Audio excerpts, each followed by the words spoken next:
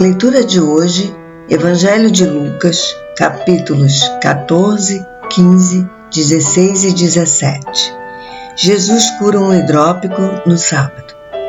Certo sábado, chegando Jesus para comer na casa de um importante fariseu, todos os observavam com atenção. E aconteceu que à frente dele estava um homem doente, com o corpo todo inchado. Jesus indagou aos fariseus e aos mestres na lei: é permitido ou não curar no sábado? Eles, todavia, ficaram em silêncio. Jesus, por sua vez, tomando o homem pela mão, o curou e despediu-se dele. Em seguida, lhes questionou: qual de vós, se o seu jumento ou boi cair num poço, não o salvará rapidamente, ainda que seja dia de sábado? Diante disto, eles ficaram sem palavras para responder. Observando como os convidados escolhiam os lugares de maior destaque ao redor da mesa, Jesus lhes propôs uma parábola. Quando por alguém fores convidado para um banquete de casamento, não busques o lugar de honra, pois é possível que tenha sido convidada também outra pessoa ainda mais digna do que tu. Sendo assim, o anfitrião que aos dois convidou se aproximará e te pedirá: dá o lugar onde estás a este? Então, sob grande humilhação, irás ocupar o último lugar. Por esse motivo, quando fores convidado, dá preferência aos lugares menos importantes, de forma que, quando passar o anfitrião do banquete, te saúde exaltando: amigo, vem, assume um lugar mais importante, e assim serás honrado na presença de todos os convidados. Portanto, todo o que se promove será envergonhado, mas o que a si mesmo se humilha receberá exaltação. Então Jesus dirigiu-se ao que o havia convidado e lhe exorta: quando deres um banquete ou um jantar, não convide os teus amigos, irmãos ou parentes, nem teus vizinhos ricos. Se assim procederes, eles poderão da mesma maneira convidar-te e desta forma sempre serás recompensado. Pelo contrário, ao dares uma grande ceia, convida os pobres, os deficientes físicos, os mutilados e os que não podem ver. Feliz serás tu, porque estes não têm como te pagar. Entretanto, receberás tua régia recompensa na ressurreição dos justos. Ora, ao ouvir tais ensinos, um dos que estavam reclinados ao redor da mesa enunciou: feliz será aquele que partilhar do pão no banquete do reino de Deus. Jesus, contudo, declarou: certo homem estava preparando um notável banquete e convidou muitas pessoas. Próximo à hora do início da ceia, enviou seu servo para anunciar aos que haviam sido convidados: vinde, eis que tudo está preparado para vós. Contudo, um por um começaram a declinar com desculpas. O primeiro alegou: acabei de adquirir uma grande propriedade e preciso ir vê-la. Por favor, queiras desculpar-me. Outro conviva explicou-se: acabei de comprar 5 juntas de bois e preciso ir experimentá-las. Rogo-te que me tenhas por perdoado. E outro ainda argumentou: acabo de me casar e por esse motivo não posso ir. Diante disso, voltou o servo e tudo relatou ao seu senhor. Então o dono da casa irou-se sobremaneira e ordenou ao seu servo: sai agora mesmo para as ruas e becos da cidade e traze para aqui os pobres, os aleijados, os cegos e os coxos. Mais tarde lhe relatou o servo: tudo o que o Senhor mandou está feito conforme a tua vontade, mas ainda há lugar. Então ordenou o Senhor ao seu servo: ide por vários caminhos e atalhos, e os que encontrar, Obriga-os a entrar, para que a minha casa fique repleta. Porquanto vos asseguro que nenhum daqueles que previamente foram convidados provará da minha ceia. Milhares de pessoas acompanhavam Jesus. Então, dirigindo-se à multidão, lhes declarou: se alguém deseja seguir-me e ama seu pai, sua mãe, sua esposa, seus filhos, seus irmãos e irmãs, e até mesmo a sua própria vida, mais do que a mim, não pode ser meu discípulo. Da mesma forma, todo aquele que não carrega a sua própria cruz e segue após mim, não pode ser meu discípulo. Porquanto, qual de vós, desejando construir uma torre, primeiro não se assenta e calcule o custo do empreendimento e avalie se tem os recursos necessários para edificá-la, para não acontecer que, havendo providenciado os alicerces, mas não podendo concluir a obra, todas as pessoas que a contemplarem inacabada zombem dele, proclamando: este homem começou grande construção, mas não foi capaz de terminá-la. Ou ainda, qual é o rei que, pretendendo partir para guerrear contra outro rei, não se assenta primeiro para analisar se com 10.000 soldados poderá vencer aquele que vem enfrentá-lo com 20.000? Se chegar à conclusão de que não poderá vencer, enviará uma delegação, estando o inimigo ainda longe, e solicitará suas condições de paz. Assim, portanto, todo aquele dentre vós que não renunciar a tudo quanto de mais estimado possui, não pode ser meu discípulo. Portanto, bom é o sal, mas ainda ele se perder o sabor, como restaurá-lo? Não serve nem para o solo, nem mesmo para adubo. Será apenas lançado fora. Aquele que tem ouvidos para ouvir, ouça.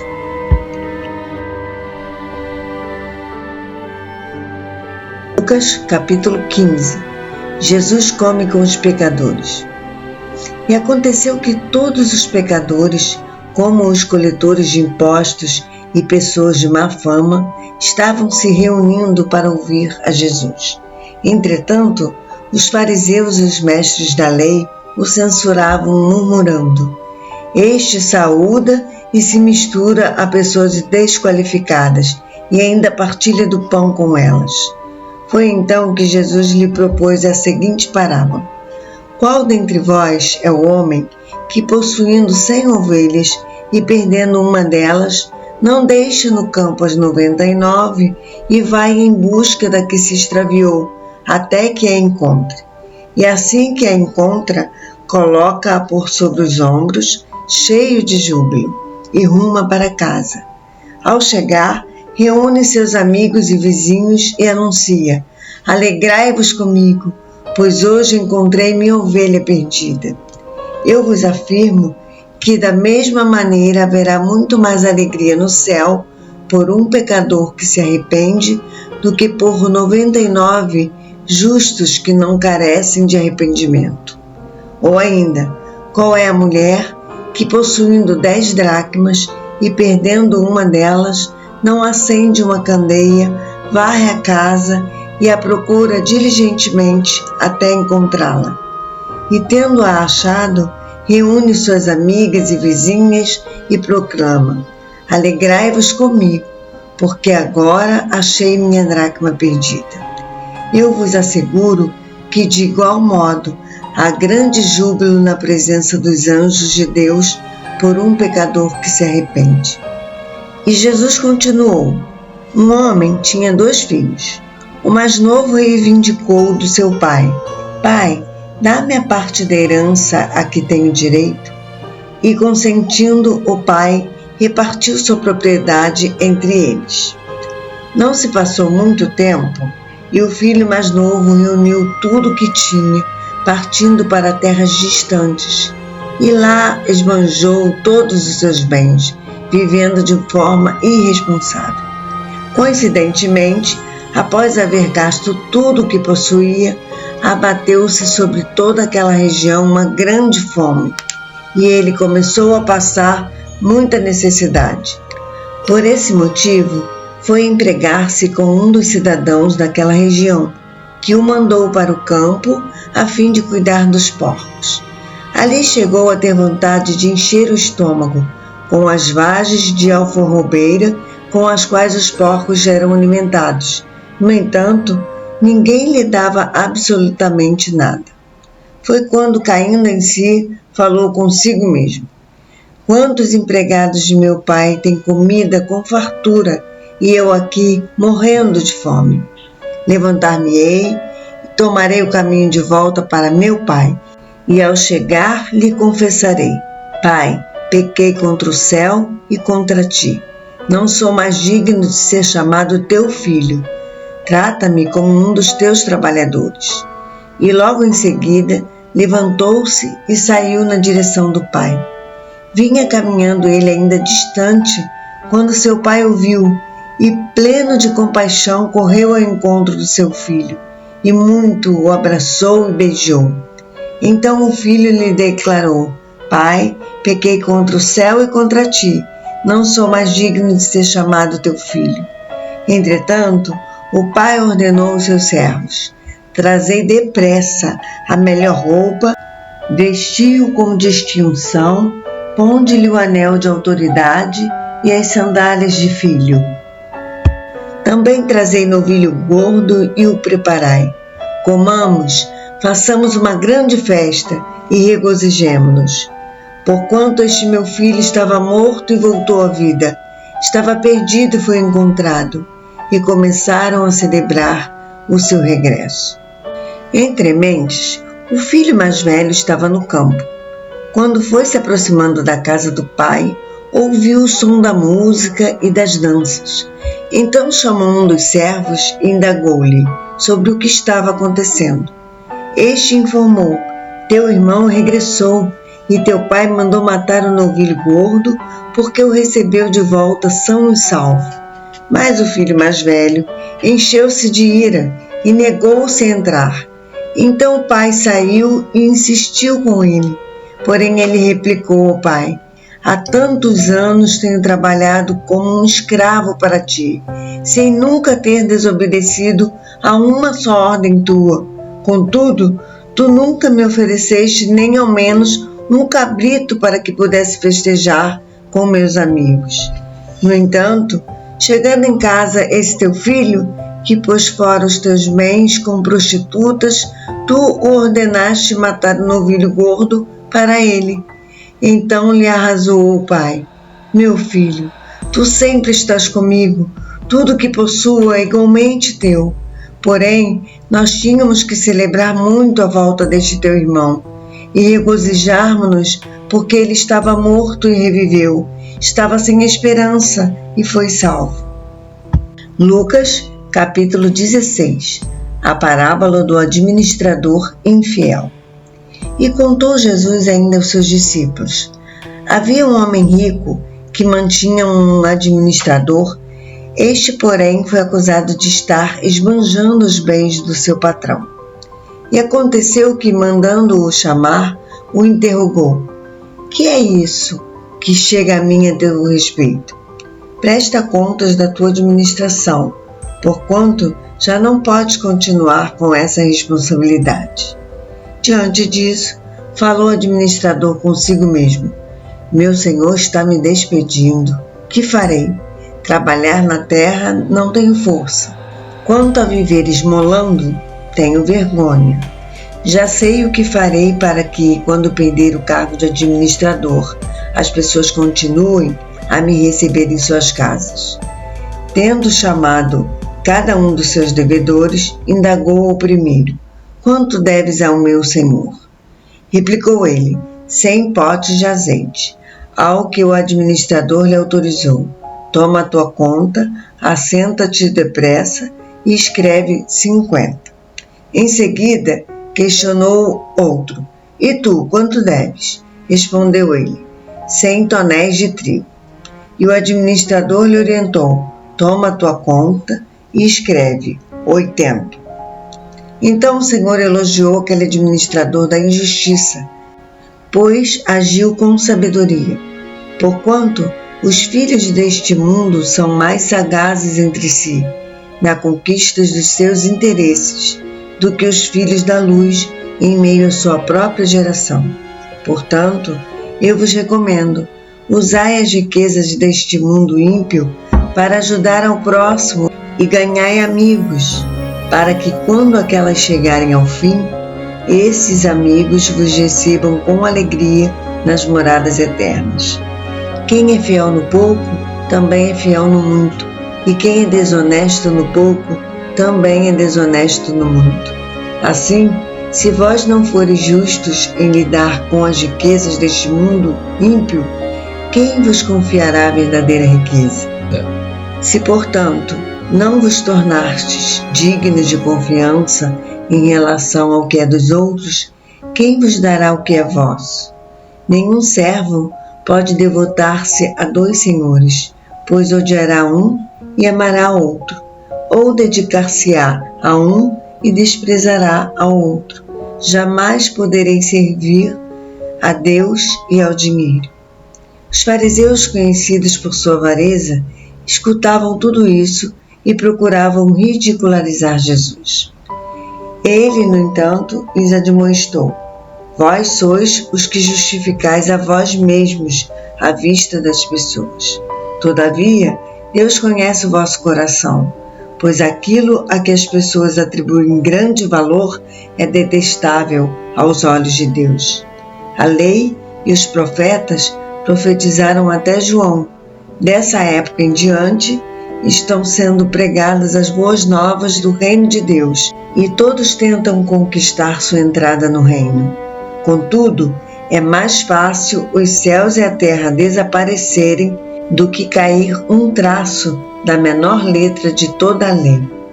Quem se separar de sua esposa e se unir a outra mulher, estará cometendo adultério.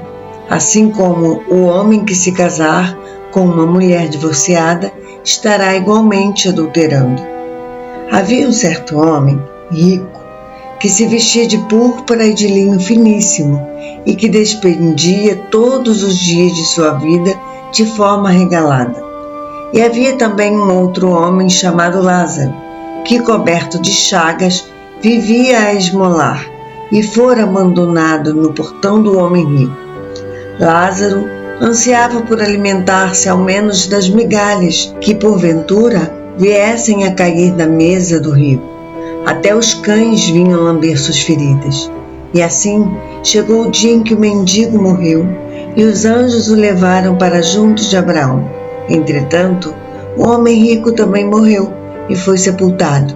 Mas no Hades, onde estava em tormentos, ele olhou para cima e observou Abraão ao longe, com Lázaro ao seu lado. Então gritou: Pai Abraão, tem compaixão de mim e manda a Lázaro que molhe em água a ponta do dedo e me refresque a língua, porquanto estou sofrendo muito em meio a estas chamas. No entanto, Abraão lhe replicou: Filho, recorda-te de que recebeste todos os teus bens durante a tua vida, e Lázaro foi afligido por muitos males. Agora, entretanto, aqui ele está sendo consolado, enquanto tu estás padecendo. E além do mais, foi colocado um grande abismo entre nós e vós, de maneira que os que desejem passar daqui para vós outros não consigam, tampouco passem de lá para o nosso lado.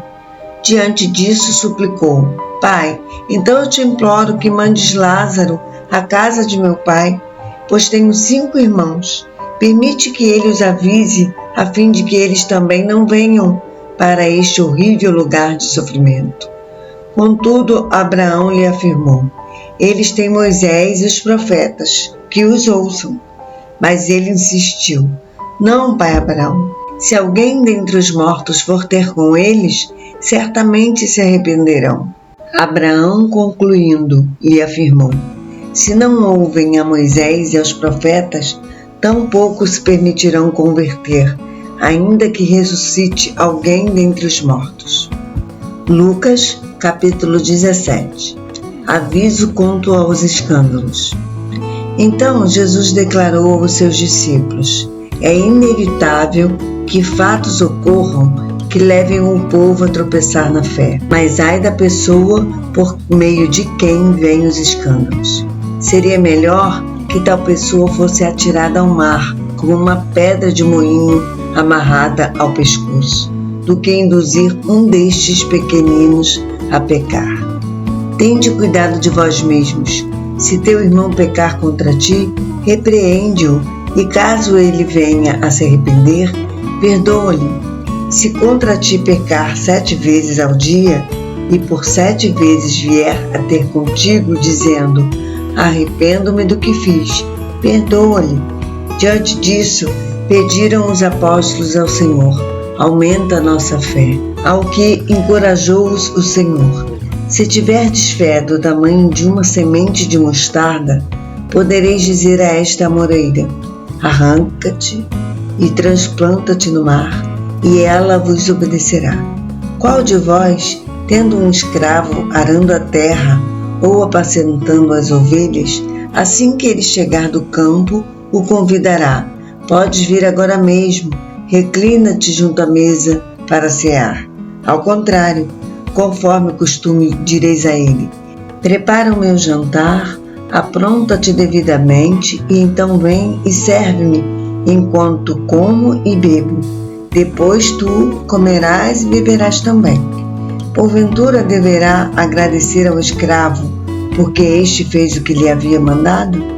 Assim, igualmente vós, depois de haverdes realizado tudo quanto vos foi ordenado, dizei: somos servos inúteis, pois tão somente cumprimos o nosso dever. A caminho de Jerusalém, passou Jesus pela divisa entre Samaria e Galiléia.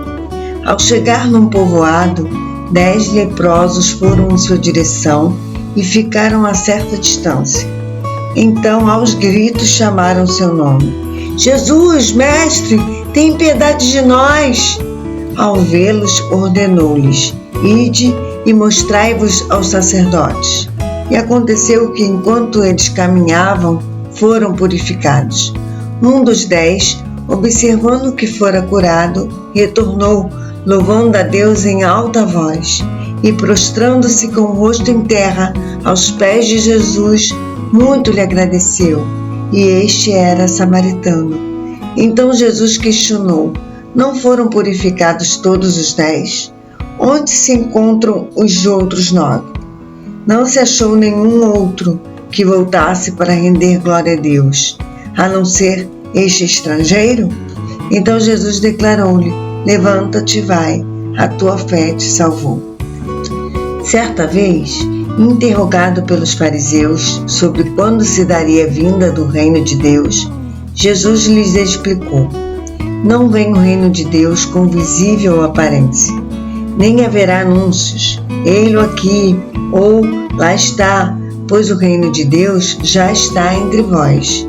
Depois declarou aos discípulos: chegará o tempo em que desejareis ver um dos dias do Filho do Homem, mas não o vereis.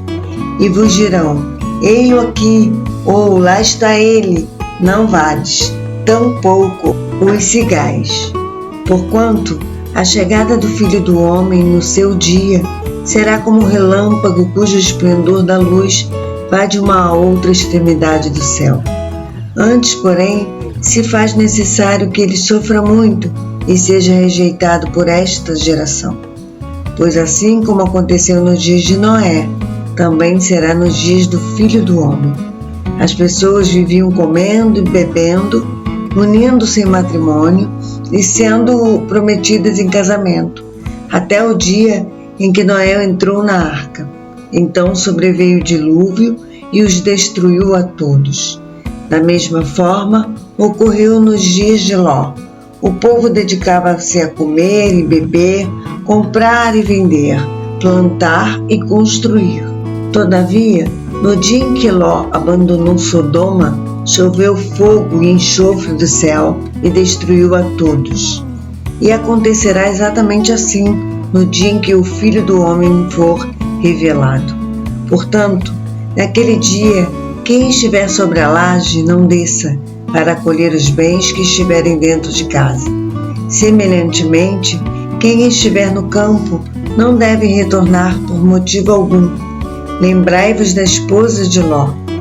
Quem tentar preservar sua vida, perdê-la-á, mas quem perder a sua vida, na realidade a manterá. Eu vos asseguro que, naquela noite, 2 pessoas estarão numa cama, uma será levada e a outra deixada. 2 mulheres estarão no campo, uma será tirada e a outra deixada. 2 trabalhadores estarão no campo, um será tomado e o outro deixado. Diante disso lhe indagaram: onde se dará tudo isso, Senhor? Advertiu-lhes o Senhor: onde houver um cadáver, ali se ajuntarão os abutres. Amanhã faremos a leitura de Lucas 18, 19 e 20. Um abraço para você e até amanhã, se assim Deus nos permitir.